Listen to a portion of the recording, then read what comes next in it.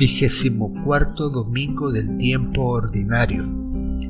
Evangelio según San Mateo, capítulo 18, versículos del 21 al 35. Se adelantó Pedro y le dijo: Señor, ¿cuántas veces tendré que perdonar a mi hermano las ofensas que me haga? ¿Hasta 7 veces? Jesús le respondió: No te digo hasta 7 veces, sino hasta 70 veces 7. Por eso, el reino de los cielos se parece a un rey que quiso arreglar las cuentas con sus servidores. Comenzada la tarea, le presentaron a uno que debía 10,000 talentos. Como no podía pagar, el rey mandó que fuera vendido junto con su mujer, sus hijos y todo lo que tenía para saldar la deuda. El servidor se arrojó a sus pies, diciéndole: Señor, dame un plazo y te pagaré todo. El rey se compadeció, lo dejó ir y, además, le perdonó la deuda. Al salir, este servidor encontró a uno de sus compañeros que le debía 100 denarios y, tomándolo del cuello hasta ahogarlo, le dijo: Págame lo que me debes. El otro se arrojó a sus pies y le suplicó: Dame un plazo y te pagaré la deuda.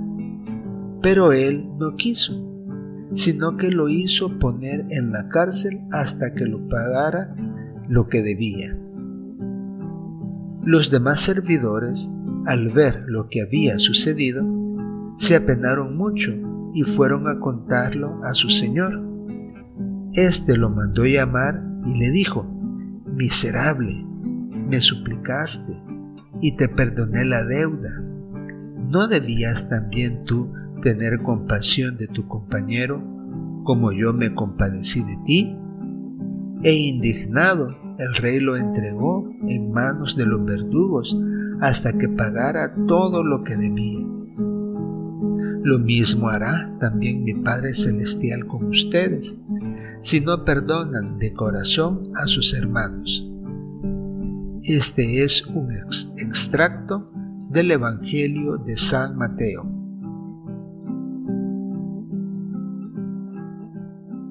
Comentario al Evangelio. Perdonar. Verbo muy discutido a lo largo de la historia del ser humano. El pecado original. Todos cometemos pecados y por consiguiente siempre hay ofensas, siempre hay ofendidos, dañados por las faltas. En primer lugar, se ofende a Dios y en segundo lugar a una o más personas. Conforme va pasando el tiempo, la manera de castigar las ofensas ha ido evolucionando. El ojo por ojo y diente por diente era una manera muy fuerte de castigo. Pagar con castigo era una manera muy dura de pagar. Jesús vino a cambiar esa forma de hacer pagar las ofensas. Vino a abolir la ley del más fuerte. Es Pedro quien hace descubrir esa nueva manera de perdonar las faltas. Si analizamos la pregunta de Pedro, nos damos cuenta que se persigue obtener un número que represente las veces de perdonar. Algo así como llevar una contabilidad, la cual sería demasiado compleja si el número de hermanos es muy alto. ¿Quién podría llevar en aquel momento tal contabilidad, tal cuenta con cada hermano? Serían varias páginas las que serían actualizadas cada cierto tiempo. Se debería cargar en sus papeles para ir escribiendo en el momento en que sucede la ofensa y el perdón proporcionado. En ese momento, la pregunta de Pedro: no se tenía mucho acceso a un papel y al instrumento para escribir. ¿Qué sucedería si este papel se extravía o debe ser usado en un momento de mucha urgencia para otros menesteres? Imaginémonos actualmente con los teléfonos inteligentes. Seguramente hubiera alguna app para registrar ofensas y su respectivo perdón. Probablemente los conflictos que la humanidad ha sufrido aún estuvieran tan vivos en las personas, tanto que aún existieran muchas guerras. Estamos viendo y viviendo la época actual de una manera, además de materializada completamente en miles de engaños, en miles de mentiras.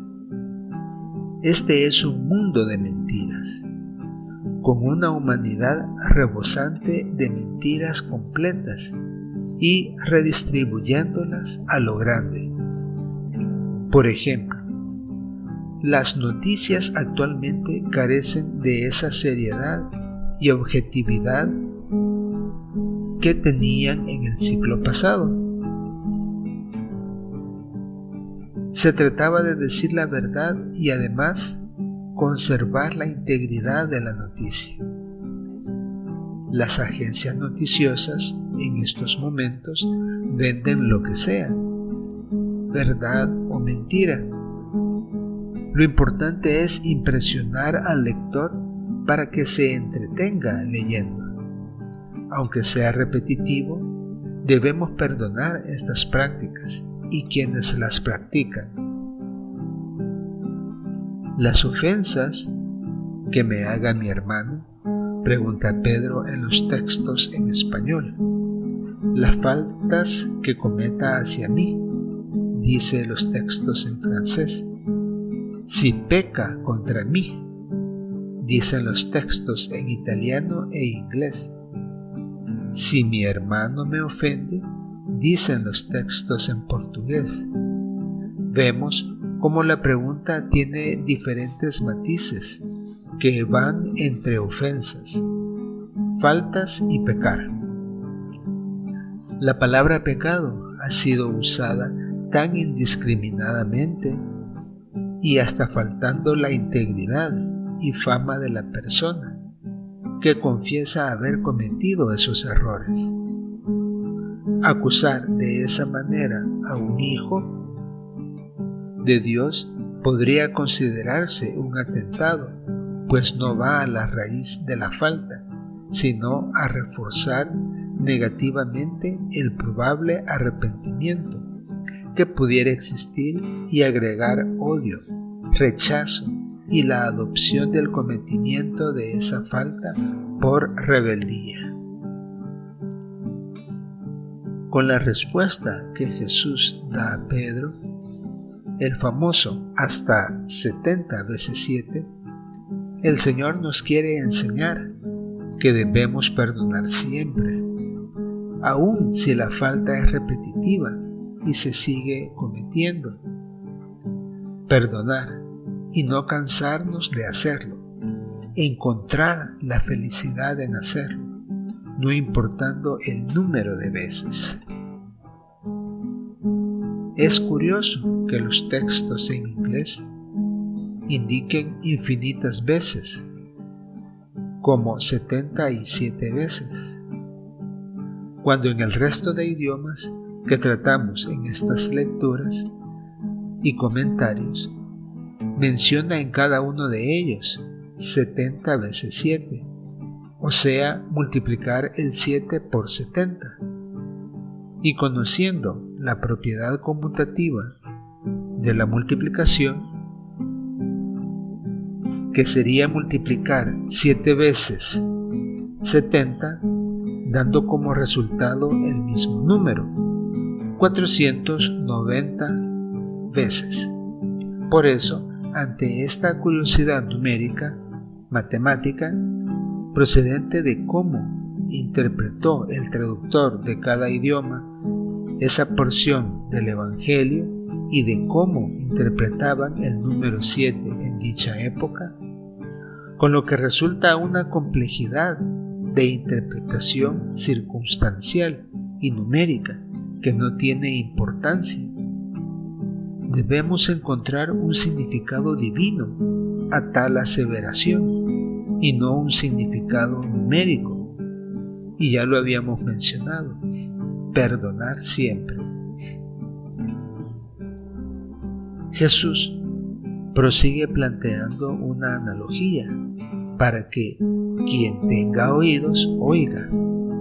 Comienza diciendo que el reino de los cielos, en el Evangelio en español, se parece, que es comparable en los textos en francés, que es similar en los textos en italiano, que puede compararse, dice, en los textos en portugués, y que puede ser comparado, dice, en los textos en inglés, a un rey que ajusta cuentas con sus servidores. Jesús, al mencionar el reino de los cielos, deja pensativos a los discípulos al plantear dicho reinado. Es una palabra que viene bien, un reino, pero lo que siente ya no cuadra. Al decir que el rey ajusta cuentas con sus servidores, parece desaparecer las bondades y beneficios del servidor. Comenzando, al primer servidor se le ajusta una deuda tan grande que hasta venden su esposa e hijos y todo lo que poseen para saldar tan imaginable deuda. Pero el servidor le suplica por un plazo, accediendo el rey y perdonando la deuda a la vez. Eran tiempos duros, muy difíciles. Podían venderse esposa e hijos para ser esclavos indiscutiblemente. Una práctica muy dura para nuestros días. Pero habrán algunos lugares en esta tierra en que aún se practiquen dichas maneras de tratar a las personas, a los hijos de Dios. Solo se menciona la cuenta insostenible de dicho criado, de dicho servidor, y no más de ellos. Al encontrarse con un amigo que le debe, tomándolo del cuello para forzarlo a pagar la deuda, suplicándole de igual manera como había sucedido con el rey. El deudor ruega al servidor para que le otorgue un plazo para pagar. Al no tener cómo pagar, lo introduce a la cárcel hasta que pague. Cuando el Señor se entera de lo que el servidor ha realizado injustamente con quien le debía, le llama miserable y le hace ver que debía haber actuado con la misma misericordia con la que él como Señor actuó y perdonó la deuda del servidor. Es el actuar y las decisiones del ser humano las que no son compatibles con el actuar y decisiones de nuestro Padre Dios. Debemos examinarnos y vernos a nosotros mismos y comprobar cuál es nuestro actuar y las decisiones que en ese momento podríamos tomar y colocar los medios necesarios para ir en un progreso en el cual se puedan dominar las actuaciones y decisiones. Es un tema sumamente difícil para cada uno, debido a que disponemos de un cúmulo o escasez de conocimientos y de una conciencia formada o mal formada. Si eso no sucede, igualmente disponemos de un conocimiento, de una conciencia y de un corazón que en nuestro interior estarán tocando nuestra puerta para advertirnos muchas cosas. reflexionar, analizar y determinar si nuestro actuar será el correcto. Es una tarea compleja que debe saberse llevar. Educar a los hijos y a las nuevas generaciones sobre estos aspectos puede ayudar mucho. Debemos ser vigilantes y donadores de esta sabiduría a nuestros semejantes. No perdonar de corazón a sus hermanos es algo muy grave. Por tal motivo, Jesús nos pide que debemos perdonar de corazón a ellos. ¿Cómo debe de ser el perdón? ¿Por qué hacerlo de corazón? ¿Cómo debemos perdonar? Gran pregunta que hasta nuestros días actuales nos sorprendemos de nuestro actuar. Perdonamos pero no olvidamos, dicen muchos. Probablemente el rencor, el orgullo, la vanidad, provenientes del demonio y de un mal corazón, se apoderan de esas irregularidades del ser humano y dentro de él se profundizan, se arraigan en el corazón y destruyen por dentro. Se propaga a otros que igualmente destruye. No podemos dejar atrás la caridad, el amor, la misericordia, la falta de ellas en el trato a los seres humanos, a los hijos de Dios, provocan que no se practique el perdón, siendo el mandamiento principal dado por Jesús de amar a tu prójimo como a ti mismo.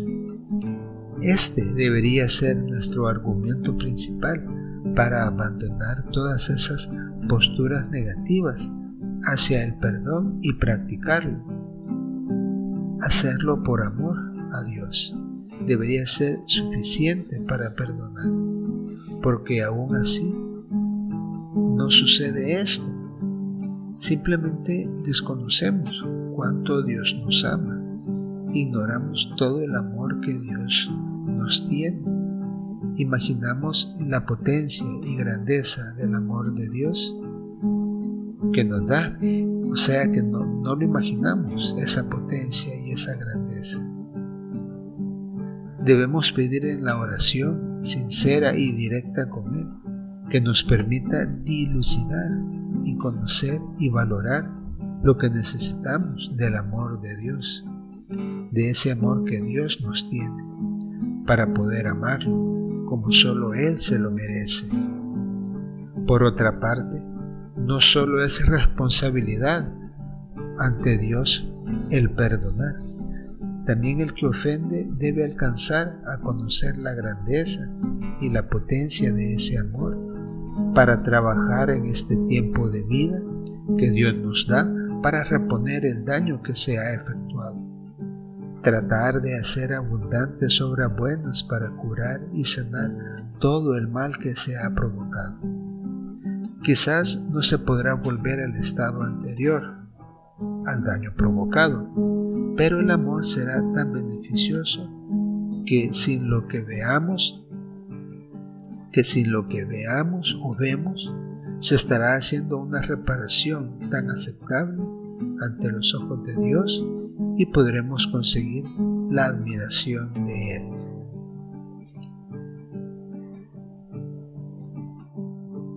Oración de sanación. Cierra los ojos, respira tranquilamente y toma tus dos manos, como si estuvieras tomando la mano de Dios, e imagínate que Dios está poniendo su otra mano sobre tu cabeza si tú eres el enfermo, o sobre la cabeza del enfermo por el que haces esta oración de sanación. Escucha y luego repite con toda la fe posible. Dios Todopoderoso, mi Padre y Padre de, aquí dices el nombre del enfermo. Te suplico perdones nuestros pecados, nuestras faltas hacia ti, por las sagradas Escrituras, conozco que tu Hijo Jesucristo sanaba a las gentes de sus males y enfermedades. Dios Todopoderoso, te suplico, sanes a, aquí dices el nombre del enfermo, quien está padeciendo la enfermedad. Dios Todopoderoso, considera la bondad de este enfermo, el amor a sus seres queridos, la ayuda que ha prestado a muchas personas.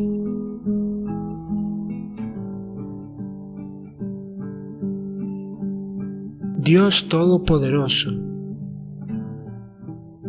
Creador del cielo y la tierra, de todo el universo, tú gobiernas la creación. No hay mal ni enfermedad que te doblegue,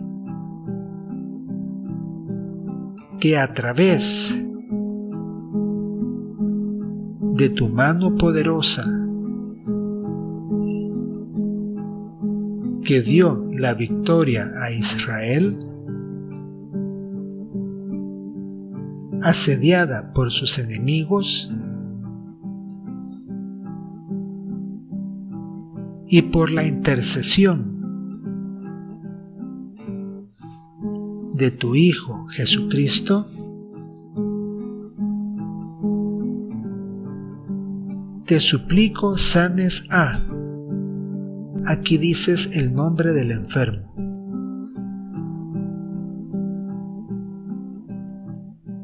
En tu nombre, Dios Todopoderoso, junto a tu Hijo y el Espíritu Santo, se haga de la manera que tú quieras y cuando tú quieras, y danos la alegría de ver a, aquí dices el nombre del enfermo, sano de esta enfermedad. En el nombre del Padre, del Hijo y del Espíritu Santo. Amén.